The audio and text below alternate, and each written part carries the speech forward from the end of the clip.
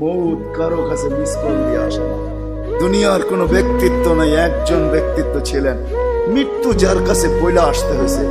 আল্লাহ নিজে বলছেন মালাকুল মৌতকে, বন্ধুর কাছে যাবে, অনুমতি দিলে ঢুকবে, নাইলে ঢুকবে না। অনুমতি নিয়ে বুকে হাত রাখবে, নাইলে রাখবে না। আমার বন্ধুর অনুমতি ছাড়া হাত রাখবে না বুকে। একজনই দুনিয়াতে ব্যক্তিত্ব ছিল যার কাছে অনুমতি নিয়ে আসছে, কারো কাছে আজ পর্যন্ত অনুমতি নিয়ে আসে আর আসবেও না। সত্য এটাই।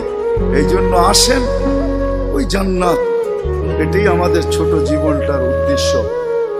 এই জন্যই আল্লাহ ডেলি ডাকে, 5 বেলা ডাকে, গ্রান্টির দিয়া ডাকে, সিল লাগা ডাকে। ইদা সালুহা সালুহা সাইরুল আমাল। 5 ওয়াক্ত নামাজ যদি উম্মত কমপ্লিট করে দেখাইতে পারে, তো আল্লাহ আমাদের নবীজির সাথে ওয়াদা করছেন, আমিও আপনার উম্মতের জীবনকে কমপ্লিট। কারো কাছে আজ পর্যন্ত অনুমতি নিয়ে আসে আর আসবেও না।